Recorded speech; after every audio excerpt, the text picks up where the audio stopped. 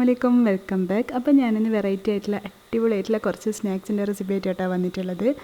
അപ്പോൾ നമുക്ക് ആദ്യം തന്നെ ഈ പഴം വെച്ചിട്ടുള്ള ഈ റെസിപ്പി എങ്ങനെ ഉണ്ടാക്കുന്നതെന്ന് നോക്കാം. അതിന് വേണ്ടിയിട്ട് 1.5 മുറി പഴം എടുത്തിട്ടുണ്ട് കേട്ടോ. അപ്പോൾ എനിക്ക് ഇത്ര ആവശ്യമുള്ളൂ, അതുകൊണ്ട് മാത്രമാണ് ഞാൻ ഇത്ര എടുത്തത്, ഒന്നും അതിൻ്റെ പകുതിയും. അപ്പോൾ അത് ഇതുപോലെ 2 പോർഷനായിട്ട് കട്ട് ചെയ്യുക. എന്നിട്ട് ആ ഒരു പകുതി പോർഷന് ഇങ്ങനെ 3ആയിട്ട് കട്ട് ചെയ്യുക കേട്ടോ. ഈ ഒരു ലെവലിൽ വേണം നമ്മൾ കട്ട് ചെയ്തെടുക്കാൻ വേണ്ടിയിട്ട്. അപ്പോൾ മനസ്സിലായില്ലേ, നമ്മൾ ഒരു പഴം ഇതുപോലെ 2 പീസായിട്ട് കട്ട് ചെയ്തിട്ട് അതിൽ നിന്ന് ചെറിയ ചെറിയ പീസായിട്ട് കട്ട് ചെയ്യുക. നല്ല നേരിയതാക്കണ്ട കേട്ടോ, പൊട്ടിപ്പോകാൻ ചാൻസ് ഉണ്ട്. അപ്പോൾ നിങ്ങളെ പഴത്തിൻ്റെ വലിപ്പമൊക്കെ അനുസരിച്ചിട്ട് ചെയ്യുക, അല്ലെങ്കിൽ ഒരു പകുതി പോർഷന് 2 ആക്കിയാൽ മതി ചെറുതാണെങ്കിൽ, അല്ലെങ്കിൽ ഇങ്ങനെ 3ആയിട്ട് തന്നെ കട്ട് ചെയ്തോ. ഇപ്പോഴാണ് നമുക്ക് ഈ ഒരു സ്റ്റൈൽ ചെയ്യാൻ പറ്റുക കേട്ടോ. അപ്പോൾ ഞാൻ പഴങ്ങളെല്ലാം ഇതുപോലെ കട്ട് ചെയ്തെടുത്തിട്ടുണ്ട്. ഇനി നമുക്ക് ഒരു ബൗളിലോട്ട് 1/2 കപ്പ് മൈദ ഞാൻ ചേർത്ത് കൊടുക്കുന്നുണ്ട്. ഇനി ഇതിലോട്ട് 1/2 ടീസ്പൂൺ ഏലക്കാപ്പൊടി ചേർത്ത് കൊടുക്കുക. ഏലക്കാപ്പൊടി ഇല്ലെങ്കിൽ ഇത് 2-3 ഏലക്ക ചതച്ചിട്ട് കൊടുത്താൽ മതി കേട്ടോ. പിന്നെ ഇതിന് ഈ ഒരു മൈദക്ക് ആവശ്യമായിട്ടുള്ള ഉപ്പ് ചേർത്ത് കൊടുക്കുക. പിന്നെ എൻ്റെ കയ്യിൽ പൊടിച്ച പഞ്ചസാര ഉള്ളത് കൊണ്ട് ഞാൻ 1/4 കപ്പ് ചേർത്ത് കൊടുത്തിട്ടുണ്ട്. നിങ്ങളുടെ കയ്യിൽ നോർമൽ ആണെങ്കിൽ ഒരു 2-3 ടേബിൾ സ്പൂൺ ചേർത്ത് കൊടുത്താൽ, നിങ്ങൾ നോക്കിയിട്ട് ചേർത്ത് കൊടുത്താൽ നിങ്ങളുടെ മധുരത്തിനനുസരിച്ചിട്ട്. പിന്നെ നമ്മൾ നേരത്തെ അളന്നെടുത്ത ആ ഒരു 1/2 കപ്പിൻ്റെ അതേ അളവിൽ തന്നെ വെള്ളം കൂടി ഒഴിച്ച് കൊടുത്തിട്ട് നന്നായിട്ട് തന്നെ ഈ ഒരു ബാറ്റർ കലക്കിയെടുക്കുക കേട്ടോ. അപ്പോൾ കൂടുതൽ തിക്കാവാനും പാടില്ല, അതുപോലെ തന്നെ കൂടുതൽ എന്താ പറയുക ലൂസാവാനും പാടില്ല. അപ്പോൾ ഒരു കൺസിസ്റ്റൻസിയിൽ വേണം നമുക്ക് ചെയ്തെടുക്കാൻ വേണ്ടിയിട്ട്. അപ്പോൾ ഇത് കുറച്ചൊരു കട്ടിയായിട്ട് എനിക്ക് തോന്നിയിട്ടുണ്ട്, അതുകൊണ്ട് ഞാൻ കുറച്ച് ഒരു 1/4 കപ്പിൻ്റെ പകുതിയിലും കുറച്ച്, അത് നിങ്ങൾ നോക്കിയിട്ട് ചെയ്യുക കേട്ടോ. ഒരു 1-1.5 ടേബിൾ സ്പൂണൊക്കെ ഉണ്ടാവും, അത്രയും കൂടി വെള്ളം ഒഴിച്ച് കൊടുത്തിട്ടുണ്ട്. എന്നിട്ട് വീണ്ടും നന്നായിട്ട് തന്നെ ഒന്ന് മിക്സ് ചെയ്തെടുക്കുക. അപ്പോൾ നമുക്കത് ഈ ഒരു കൺസിസ്റ്റൻസിയിലാണ് കിട്ടാൻ. അപ്പോൾ നിങ്ങളത് നോക്കിയിട്ട് ചെയ്യുക, കൂടുതൽ കട്ടിയാക്കണ്ട, ഈ ഒരു തിക്നെസ്സിൽ മാത്രം മതി കേട്ടോ. ഇനി നമുക്ക് വേണ്ടത് ബ്രെഡ് ക്രംസ് ആണ്. അപ്പോൾ ഞാനിത് വീട്ടിൽ തന്നെ ചെയ്തെടുത്തതാണ് കേട്ടോ. ഇതിൻ്റെ വീഡിയോ ഞാൻ വേറൊരു വീഡിയോയിൽ കാണിക്കട്ടെ, ഇത് ഞാൻ ചെയ്തത്. അപ്പോൾ നല്ല ക്രിസ്പി ആയിട്ടുള്ള ബ്രെഡ് ക്രംസ് നമുക്ക് റസ്കൊക്കെ പൊടിച്ചാൽ കിട്ടുന്നില്ല, അതുപോലെ തന്നെ നമുക്ക് വീട്ടിൽ ചെയ്തെടുക്കാൻ വേണ്ടി പറ്റും. അപ്പോൾ അത് ഞാൻ കുറച്ച് എടുത്തിട്ടുണ്ട്. ഇനി നമുക്ക് ഈ ഒരു മൈദൻ്റെ ബാറ്ററിലോട്ട് ഡിപ്പ് ചെയ്തിട്ട് ഓരോ പീസ് പഴമായിട്ട് ഇങ്ങനെ ഡിപ്പ് ചെയ്തെടുക്കുക. എന്നിട്ട് ഈ ഒരു ബ്രെഡ് ക്രംസിൽ ഒന്ന് കോട്ട് ചെയ്തെടുക്കുക കേട്ടോ. അപ്പോൾ നിങ്ങൾ ഒരു കൈ വെച്ചിട്ട് തന്നെ ചെയ്യരുത്, കാരണം ആ ഒരു ബ്രെഡ് ക്രംസൊക്കെ ഒരുപാട് വേസ്റ്റ് ആവും, കാരണം നമ്മളെ കയ്യിലൊക്കെ പറ്റിപ്പിടിച്ചിട്ട്. അപ്പോൾ ഒരു കൈ കൊണ്ട് നമ്മളിതുപോലെ എന്താ പറയുക പഴം ഒന്ന് ഡിപ്പ് ചെയ്തെടുക്കുക, എന്നിട്ട് മറ്റേ കൈ കൊണ്ട് ഇങ്ങനെ കോട്ട് ചെയ്തെടുത്താൽ മതി. അങ്ങനെ ആകുമ്പോൾ ബ്രെഡ് ക്രംസ് ഒന്നും വേസ്റ്റായി പോകില്ല കേട്ടോ. അപ്പോൾ ഇങ്ങനെ തന്നെ എല്ലാ പഴവും ഒന്ന് ചെയ്തെടുക്കുക. പിന്നെ ഈ ഒരു മൈദൻ്റെ ബാറ്ററില്ലേ, ഈ ഒരു ബാറ്ററിൽ നമുക്ക് 4-5 പഴം വരെ ചെയ്തെടുക്കുക കേട്ടോ ഇതേപോലെ. കാരണം എനിക്ക് ഇത്രയും ആവശ്യം ഉണ്ടായിട്ടില്ല, കാരണം പിന്നെ ആ ഒരു കണക്ക് 1/2 കപ്പ് മൈദൻ്റെ എങ്കിലും കണക്കിൽ കാണിച്ചാലല്ലേ നിങ്ങൾക്ക് മനസ്സിലാവുക. അപ്പോൾ അതുകൊണ്ട് ഞാൻ കാണിച്ചതേ ഉള്ളൂ. അപ്പോൾ ഈ ഒരു അളവിൽ എന്തായാലും ഒരു 3-4 പഴമൊക്കെ നിങ്ങൾക്ക് ചെയ്തെടുക്കാം. എനിക്കിത് കംപ്ലീറ്റ് ആയിട്ട് തന്നെ ബാക്കി വന്നിട്ടുണ്ട്. അപ്പോൾ ആ ഒരു അളവ് കാണിച്ചെന്ന് മാത്രമേ ഉള്ളൂ. അപ്പോൾ ഇത് ഈ ഒരു അളവിൽ ചെയ്താൽ നല്ല എന്താ പറയുക ഇഷ്ടംപോലെ നമുക്ക് ചെയ്തെടുക്കാം കേട്ടോ. പെട്ടെന്ന് റെഡിയാക്കാൻ പറ്റുന്നതല്ലേ ഉള്ളൂ, ആര് വന്നാലും പെട്ടെന്ന് തന്നെ ചെയ്തെടുക്കാനും പറ്റും. അതുപോലെ തന്നെ നല്ല ടേസ്റ്റാണ് കേട്ടോ കഴിക്കാൻ. നല്ലൊരു ക്രിസ്പി ആയിട്ടുള്ള ഒരു സ്നാക്കാണ്. നമ്മൾ പഴംപൊരിക്കൊക്കെ ചെയ്യുന്നില്ലേ, അപ്പോൾ അതിൽ നിന്നൊക്കെ ഒരു വെറൈറ്റി ആയിട്ടുള്ള ഒരു അടിപൊളി സ്നാക്കാണ് കേട്ടോ. അപ്പോൾ എല്ലാവരും ഒന്ന് ട്രൈ ആക്കി നോക്കിക്കോ, നല്ല ടേസ്റ്റാണ്. അപ്പോൾ ഇത് എനിക്ക് ഇത്രയും ആ ഒരു ബാറ്റർ ബാക്കി വന്നിട്ടുണ്ട് കേട്ടോ. അപ്പോൾ ഞാൻ എല്ലാ പഴവും ഇതുപോലെ തന്നെ ഒന്ന് ചെയ്തെടുത്തിട്ടുണ്ട്. അപ്പോൾ ഇത്രയും പഴം എനിക്ക് കിട്ടിയിട്ടുണ്ട്. ഇനി നമുക്കിതൊന്ന് ഫ്രൈ ചെയ്തെടുക്കണം. അതിന് വേണ്ടിയിട്ട് ഞാൻ ചീനച്ചട്ടി അടുപ്പിലോട്ട് വെച്ച് കൊടുത്തിട്ടുണ്ട്. ഇത് ഡീപ്പ് ഫ്രൈ ചെയ്യുന്നതായിരിക്കും കേട്ടോ നല്ലത്. അങ്ങനെ ആകുമ്പോൾ എല്ലാ ഭാഗത്തും നന്നായിട്ട് തന്നെ നമുക്കൊന്ന് മൊരിഞ്ഞ് കിട്ടാൻ. അപ്പോൾ നമുക്ക് ഗ്യാസ് ഓൺ ചെയ്തിട്ട് ഇതിലോട്ട് ആവശ്യത്തിനുള്ള ഓയിൽ ഒഴിച്ച് കൊടുക്കുക. ഇനി ഓയിലൊന്ന് ചൂടായി വരുമ്പം ഇതിലോട്ട് ഓരോ പീസ് ഇട്ട് കൊടുക്കുക കേട്ടോ. ഓയിൽ കൂടുതൽ ചൂടാവാൻ നിൽക്കരുത്, കാരണം കൂടുതൽ എന്താ പറയുക ഇട്ടപ്പാട് കരിഞ്ഞു പോകുന്ന ആ ഒരു ചൂടുണ്ടാവരുത്. ബ്രെഡ് ക്രംസ് അല്ലേ, പെട്ടെന്ന് തന്നെ കരിഞ്ഞു പോകും. ഉള്ളിൽ നമ്മുടെ ആ ഒരു മൈദൻ്റെ കോട്ടിങ്ങൊക്കെ വെന്ത് കിട്ടാനുള്ളതല്ലേ. അപ്പോൾ ഒരു മീഡിയം ഫ്ലെയിമിൽ വെച്ചിട്ട് ജസ്റ്റ് ഒന്ന് ചൂടായി കഴിഞ്ഞാൽ, ജസ്റ്റ് കുറച്ച് നന്നായിട്ട് തന്നെ ഒന്ന് ചൂടായി കഴിഞ്ഞാൽ മാത്രം ഇട്ട് കൊടുക്കുക. കൂടുതൽ ചൂടായിട്ട് അങ്ങനെ ചൂടാവരുത്. മനസ്സിലായിന്ന് വിചാരിക്കുന്നു, കാരണം ഇങ്ങനെയുള്ള സംഭവങ്ങളൊക്കെ ചെയ്യുമ്പോൾ, ഈ ബ്രെഡ് ക്രംസിൻ്റെ സംഭവങ്ങളൊക്കെ ചെയ്യുമ്പോൾ കൂടുതൽ അങ്ങനെ ചൂടാവാൻ നിൽക്കരുത്. അപ്പോൾ കണ്ടില്ലേ, നല്ല അടിപൊളിയായിട്ട് നമുക്ക് കിട്ടും. നല്ല ഒരു ഗോൾഡൻ ബ്രൗൺ കളറാകുമ്പോൾ നമുക്ക് ഇതിൽ നിന്ന് മാറ്റുക. പിന്നെയെന്ന് വെച്ചാൽ ഇതിൽ നമ്മൾ ഓയിലിട്ട് കഴിഞ്ഞാൽ ഒരു ഭാഗം ഫ്രൈ ആയുന്നതിന് മുന്നേ എടുക്കരുത് കേട്ടോ, ഇളക്കിക്കൊണ്ടിരിക്കരുത്. ഒരു ഭാഗം ഫ്രൈ ആയതിന് ശേഷം മാത്രം തിരിച്ചിട്ട് കൊടുക്കുക. പിന്നെ തിരിച്ചു മറിച്ചൊക്കെ ഇട്ടിട്ടൊന്ന് ഇതുപോലെ ക്രിസ്പി ആക്കിയിട്ട് എടുക്കുക. അപ്പോൾ നമ്മുടെ അടിപൊളിയായിട്ടുള്ള സ്നാക്ക് ഇവിടെ റെഡി ആയിട്ടുണ്ട്. നല്ല എന്താ പറയുക, നല്ല ക്രിസ്പിയാണ് കേട്ടോ. ഇത് കാണുന്ന പോലെയല്ല, അപ്പോൾ നല്ല ഇത് കണ്ടില്ലേ ആ ഒരു ക്രിസ്പിനെസ്, നല്ല എന്താ പറയുക, നല്ല ടേസ്റ്റാണ്. നിങ്ങൾ എന്തായാലും ഉണ്ടാക്കി നോക്കിക്കോ. പക്ഷേ ഉണ്ടാക്കിയിട്ട് അപ്പം തന്നെ കഴിക്കണം കേട്ടോ. ആ ഒരു ചൂടോട് കൂടിയിട്ട് കഴിക്കണം. പഴമല്ലേ, കുറച്ച് കഴിയുമ്പോൾ പെട്ടെന്ന് തന്നെ ആ ഒരു ക്രിസ്പിനെസ് ഒക്കെ പോവും. അപ്പോൾ ഉണ്ടാക്കിയ പാടന്നെ കഴിക്കാൻ നല്ല ടേസ്റ്റാണ്.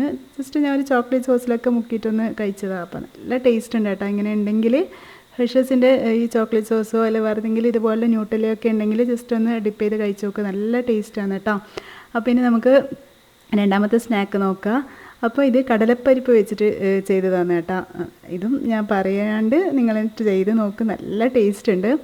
അപ്പം എല്ലാം ഇങ്ങനെ പറയുമെന്ന് വിചാരിക്കേണ്ട, ഞാൻ നല്ല ടേസ്റ്റുള്ള മാത്രമേ നിങ്ങൾക്ക് കാണിക്കലുള്ളൂ. അതുകൊണ്ട് തന്നെ ഞാൻ ഇത്രയും ഉറപ്പിൽ പറയുന്നത് കേട്ടോ. അപ്പോൾ ഞാനൊരു 3 മണിക്കൂർ മുന്നേ ഒരു 1/4 കപ്പ് കടലപ്പരിപ്പ് ഒന്ന് കുതിർക്കാൻ വേണ്ടി വെച്ചിട്ടുണ്ട്. ഞാൻ രാവിലെ തന്നെ ഒന്ന് കുതിർക്കാൻ വേണ്ടി വെച്ചിട്ടുണ്ട്. നിങ്ങൾ ഓവർനൈറ്റ് വെക്കുകയാണെങ്കിൽ അങ്ങനെ വെച്ചാൽ മതി. അപ്പോൾ നന്നായിട്ട് തന്നെ ഒന്ന് കുതിർന്ന് വരും. ഒരു 2-3 മണിക്കൂറൊക്കെ കഴിയുമ്പോൾ നിങ്ങൾക്ക് പെട്ടെന്ന് ചെയ്തെടുക്കേണ്ടതാണെങ്കിൽ നല്ല ചൂട് വെള്ളത്തിൽ, തിളക്കുന്ന വെള്ളത്തിലിട്ടിട്ട് ഒരു അരമണിക്കൂറെങ്കിലും വെച്ചാൽ മതി കേട്ടോ. പെട്ടെന്ന് തന്നെ കുതിർന്നിട്ടും, പരിപ്പല്ലേ.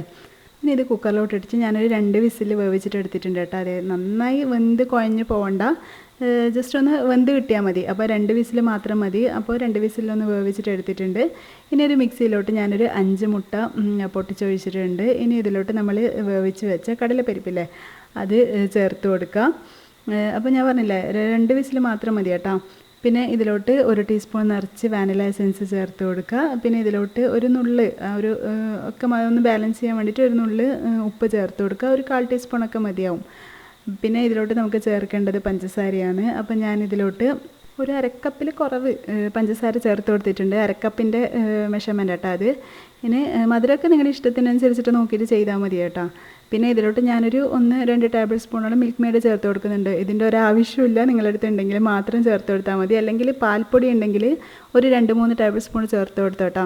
പിന്നെ ഒരു പാക്കറ്റ് 10 രൂപേൻ്റെ പാക്കറ്റൊക്കെ കിട്ടൂലേ, അപ്പോൾ ആ ഒരു പാക്കറ്റ് ചേർത്ത് കൊടുത്താൽ മതി, നല്ല ടേസ്റ്റ് ഉണ്ടാവും. അപ്പോൾ പാൽപ്പൊടി ഉണ്ടെങ്കിൽ അതും കൂടി ചേർത്തിട്ട് നന്നായിട്ട് തന്നെ ഒന്ന് അരച്ചെടുക്കാം കേട്ടോ. നന്നായിട്ട് തന്നെ ഒന്ന് അരച്ചെടുക്കണം. ആ ഒരു എന്താ പറയുക, പരിപ്പൊന്നും ഒരു തരികളും ഉണ്ടാവാൻ പാടില്ല. ആ ഒരു രീതിയിൽ നന്നായിട്ട് തന്നെ ഒന്ന് അരച്ചെടുക്കുക.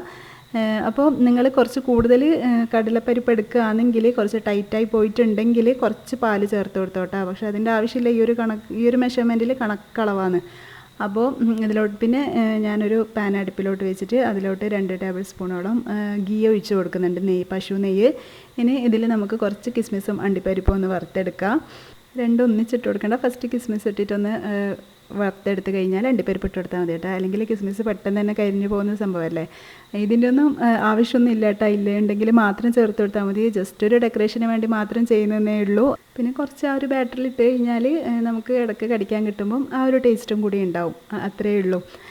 അപ്പോൾ നിങ്ങളുണ്ടെങ്കിൽ മാത്രം ചെയ്യുക. ഇനി ഒരു ഗീയിലോട്ട് തന്നെ നമ്മൾ നേരത്തെ റെഡിയാക്കി വെച്ച ഈ ഒരു മിക്സിയിലെ മുട്ടൻ്റെ അത് ചേർത്ത് കൊടുക്കുക. അപ്പത്തി നല്ല ലോ ഫ്ലെയിമിൽ വേണം ഉണ്ടാവാൻ വേണ്ടിയിട്ട്. നമ്മൾ നേരത്തെ ചെയ്തിട്ടുണ്ടായിട്ടില്ല. അപ്പോൾ ആ ഒരു നല്ല ചൂടിലുള്ളതെങ്കിൽ കുറച്ച് ടൈമൊന്ന് ആ ഒരു പാന് തീയിൽ മാറ്റി വെച്ചോട്ടാ.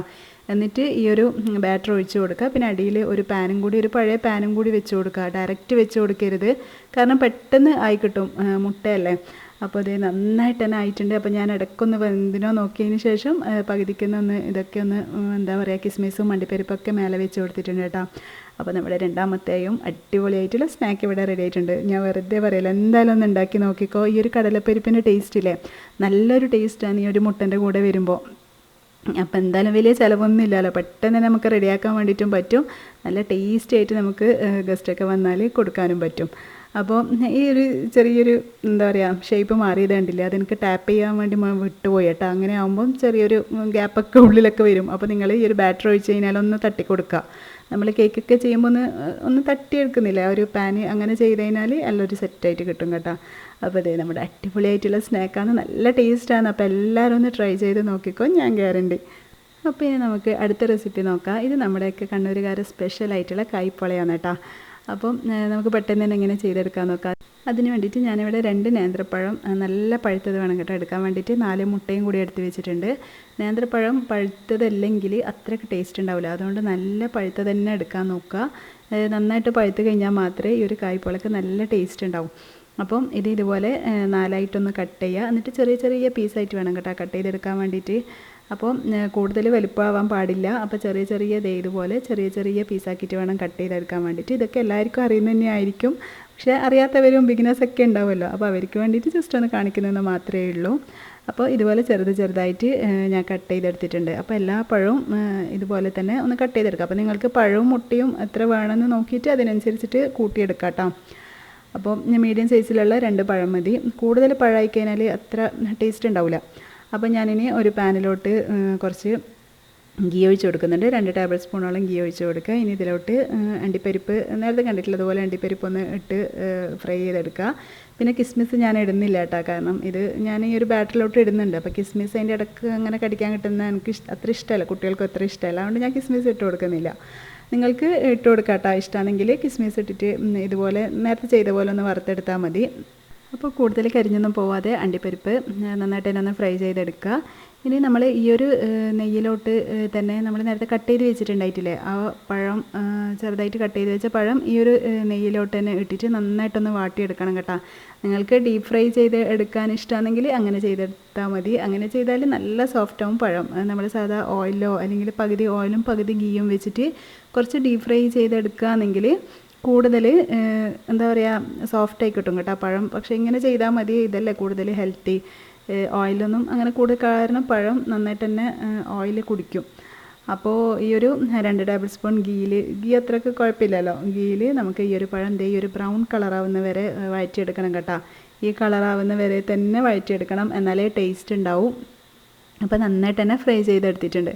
ഇനി നമുക്ക് ഒരു മിക്സീൻ്റെ ജാറിലോട്ട് 4 മുട്ട നമ്മൾ നേരത്തെ റെഡിയാക്കി വെച്ചിട്ടില്ലേ, ആ ഒരു 4 മുട്ട പൊട്ടിച്ചൊഴിക്കുക.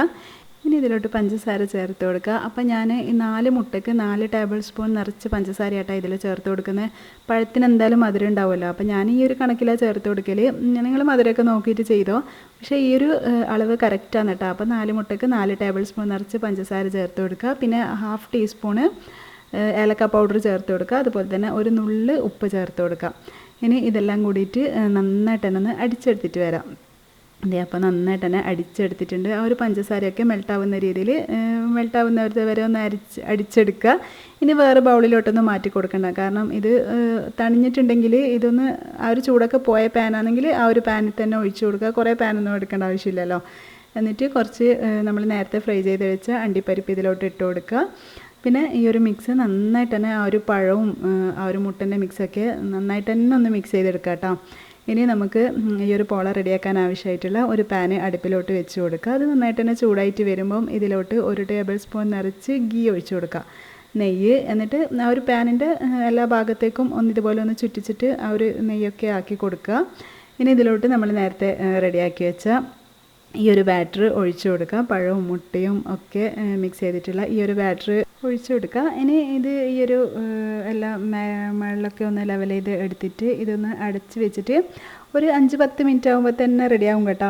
അപ്പോൾ വളരെ സിമ്മിൽ വേണം വെച്ച് കൊടുക്കാൻ വേണ്ടിയിട്ട്. ഇതുപോലുള്ള പോളയൊക്കെ ചെയ്യുമ്പോൾ വളരെ ഈ ഒരു മുട്ടേൻ്റെ ചെയ്യുമ്പോൾ എന്തായാലും ഫുൾ സിമ്മിൽ തന്നെ വെച്ച് കൊടുക്കണം, അല്ലെങ്കിൽ പെട്ടെന്ന് തന്നെ കരിഞ്ഞു പോകും. അതുമാത്രമല്ല അടിയിൽ ഇതുപോലുള്ള നോൺ സ്റ്റിക്ക് പാനോ എന്തെങ്കിലും തളിക പോലത്തെ എന്തെങ്കിലും ഉണ്ടെങ്കിൽ അതെന്തെങ്കിലും വെച്ച് കൊടുത്തിട്ട് വേണം ചെയ്തെടുക്കാൻ വേണ്ടിയിട്ട്. അപ്പോൾ സൈഡിൽ നിന്നൊക്കെ ഇളകി വന്നിട്ട് നന്നായിട്ട് തന്നെ വെന്ത് കിട്ടിയിട്ടുണ്ട്. അപ്പോൾ ഇതുപോലെ എന്തെങ്കിലും ഒന്ന് വെച്ച് കുത്തി നോക്കിയിട്ടൊക്കെ പ്രത്യേകിച്ചിട്ട് അങ്ങനെ ടൈം പറയാൻ പറ്റില്ല, കാരണം ഓരോ നിങ്ങളുടെ തീൻ്റെയും അതുപോലെ ഓരോ പാനിൻ്റെ ചൂടും അങ്ങനെയൊക്കെ ആയിട്ടാവും ഇതൊന്ന് സെറ്റായി കിട്ടുക. അപ്പോൾ ഞാൻ കുറച്ച് പരന്ന പാത്രത്തിൽ ഒഴിച്ചുകൊണ്ടാണ് കേട്ടോ ഇതുപോലെ ഒന്ന് ഹൈറ്റിൽ കിട്ടാണ്ടുന്നത്. നിങ്ങൾ ചെറിയ സോസ് പാനിലൊക്കെ ചെയ്തിട്ടുണ്ടെങ്കിൽ നല്ല ഹൈറ്റിൽ കിട്ടും. അപ്പോൾ നമ്മുടെ അടിപൊളിയായിട്ടുള്ള കൈപ്പോള ഇവിടെ റെഡി ആയിട്ടുണ്ട്. അപ്പോൾ എല്ലാവരും ട്രൈ ചെയ്ത് നോക്കിക്കോ. ഇതൊക്കെ വിരുന്നാറൊക്കെ വന്നാൽ പെട്ടെന്ന് ചെയ്തെടുക്കാൻ പറ്റുന്നതല്ലേ ഉള്ളൂ. അപ്പോൾ എല്ലാവർക്കും എൻ്റെ വീഡിയോ ഇഷ്ടമായെന്ന് വിചാരിക്കുന്നത്. ഇഷ്ടമായിട്ടുണ്ടെങ്കിൽ വീഡിയോ ലൈക്ക് ചെയ്യാനും ഷെയർ ചെയ്യാനും കമൻറ്റ് ചെയ്യാനൊന്നും ആരും മറന്നു പോകരുത്. അപ്പോൾ എൻ്റെ ചാനൽ ആദ്യമായിട്ടാണ് കാണുന്നവരുണ്ടെങ്കിൽ സബ്സ്ക്രൈബ് ചെയ്യാതെ കാണുന്നുണ്ടെങ്കിൽ പ്ലീസ് ഒന്ന് സബ്സ്ക്രൈബ് ചെയ്ത് സപ്പോർട്ട് ചെയ്യുക. പിന്നെ നെക്സ്റ്റ് വീഡിയോയിൽ കാണുന്നവരേക്കും ബൈ. Thanks for watching.